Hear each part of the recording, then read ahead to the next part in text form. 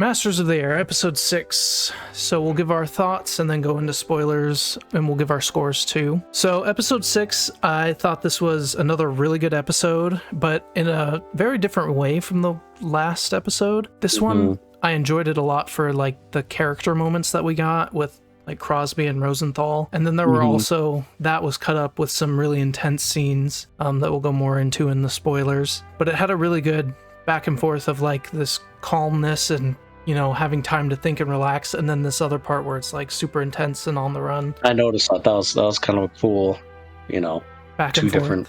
So I gave this one an 8. I don't think it was as good as the last episode because the last episode was just so good, but I really enjoyed this episode. Okay, I agree. I actually would give this one a 9 as well. I think it's as on par as the last one in a different way, like you said. I think the acting was good. I love the parallel of the calm and then the craziness, and just seeing certain things with that side of the story. It was so interesting, and I liked it just as much. This is another episode that's almost an hour long, and it felt so quick. Yeah, and I think a 9 is, you know, that's definitely warranted. It was a great episode. Yeah. But yeah, I think I liked the one before just a little bit more, but I was debating between an 8 and a 9, so I think that's totally fair.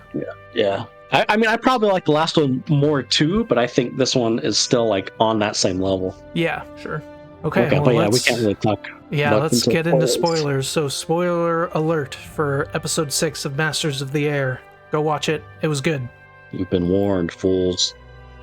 So, how did this one started off? Did it start off with Bucky? Or did it start off at it started off with them sending Cross back to that meeting, right? Back to England. Yeah.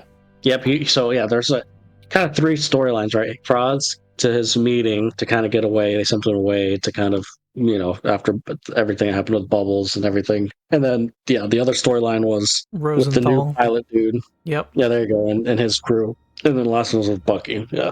Yeah. So I think it started with Cross, like you said. Yeah. So Cross got sent to some big meeting with a bunch of different countries coming together. Rosenthal and his crew got sent to this like retreat for some R&R, and then obviously Bucky is downed behind enemy lines, and we follow him there. What storyline was your favorite or your most interesting? I think it's tough because they're so different. I thought the Bucky parts were the most like riveting. Those kept me on the edge of my seat, like him behind enemy lines. And there were some scenes like where he's in the town and all the people start getting really annoyed or really angry and like start the mob and start killing people. That was terrifying. Yeah. But I also really liked Crosby at that retreat, and that, what was her name? Sandra? I thought their dynamic was really interesting and was a good way for Crosby to kind of like talk about Bubbles, get his feelings out, and try and like wrestle with those feelings. So I liked them all, but I think between those two, I'd probably say Bucky's, but you know, they were all good. Yeah, I liked Bucky. Bucky's was the first time we kind of got like a little bit of the ground action, you know, like, and just seeing him go through all the stuff, like you said, and when he first landed, he landed near a German house and had to run into like some marshes or whatever, and then they caught him, and then, you know, then it shows him getting what was the next scene where he was getting transferred, right, into the city. Or no, was it the train? Yeah, it was a train, you're right. Yeah. Or that what he had the interrogation with that interrogation was so good. I started feeling like the German was on his side. Like, obviously, you know, he's not, but like that guy did a good job of trying to get stuff out. Yeah, he did a real good job. Pretty much saying like, you know, yo, you like baseball? You want something to drink? Just tell me. Trust me, I understand. Yeah, I'm on your side. You don't want to go to the army, dudes. They're not like you. They're not like me. Trust me. Yeah, and him saying that like he was suspected of being a spy, and all he needed was like the group he was with and some information to prove that he wasn't a spy. That was an interesting tact to try and get information. Yeah, I liked that scene.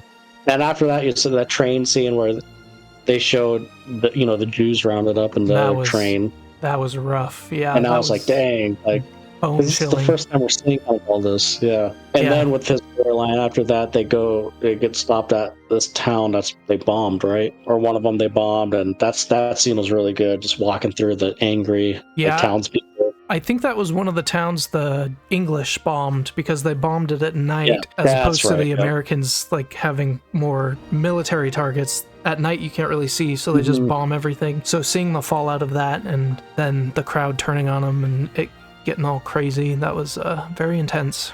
It was, and like just like the scope of it, you get there and you see this town, just this huge town, just in shambles and flames and craziness. And like you said, then the townspeople started like just killing some of the soldiers, American soldiers captured, or I guess just any opposing soldiers. I don't know if they're all American, but yeah, the ones we heard were and that scene was just violent. I was like, dang. Yeah, yes, it was. I was not sure how Bucky was going to get out of that. I didn't know either. I'm like, how's he going to get out? And he gets knocked out, and then they think he's dead, so then a couple Germans go out to the woods to bury him. And that was another intense scene, too, when the other guy's not quite dead. He's singing, you know, he just freaking hits him with a freaking shovel. Yeah, that was rough. And then they stop, and Bucky escapes there, and then he gets caught and taken to that camp, right? That was kind of his whole storyline, yeah. And then that's where he sees, you know, some of the fellow people, and then, of course, Buck, oh, he's alive! Surprise! Oh my god! Elvis is alive! Wow! I was so surprised. I did, that was a nice moment, though. I did feel good when he saw Buck, and... Oh, yeah, it was nice, because we saw him go through hell for like an hour. Yeah. Like finally a little hope. And it makes me very interested to see how the rest of the season plays out with that storyline. Like, is there going to be some big escape from there, or like a rescue or attack? Or yeah, I kind of have a feeling they're going to try to escape, and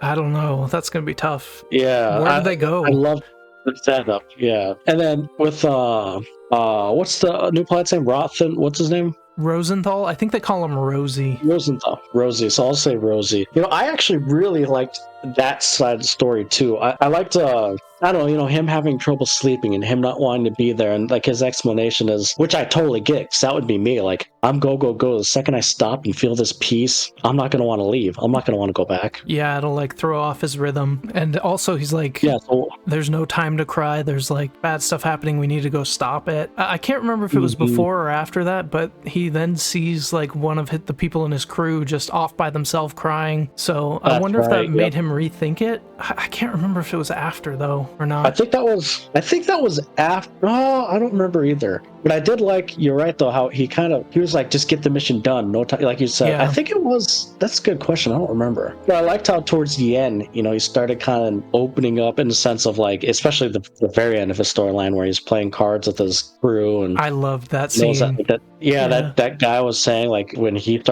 Rosie started singing, that's kind of what made him not feel alone. Yep, they gave him a little crap for it. Like, man, this guy's crazy. He was up there singing, but then the other guy was like, yeah, I knew I wasn't alone. Yeah, that was a really good. But that little scene, and then like just him patting his back, right, like nonchalantly while the rest are talking. It's just like, I don't know, it felt like a big character moment for him that was like subtle in a way. He's an interesting character to me. Maybe it's just because he almost replaced Buck as like a main character, and I just find him more interesting, kind of the more hardened. And the way I think the actor does pretty good too. The way he, like his facial expressions, and like he doesn't talk a lot, but you can kind of like tell what he's thinking. Yeah, I like that. So I like that whole storyline. He can sleep, and that conversation with the doc, you know, when he couldn't sleep, like you were saying. Yeah, I thought that whole storyline was good. Honestly, all of them. And like you said, so that was that. And then Crosby's storyline was interesting too. Yeah, that was funny when he found out his roommate for the meeting was a woman, and he was doing the like thing in the mirror where he was saying some lines. Oh, yeah, that was funny. I don't know. Are you this person or this person? I don't remember who, but yeah,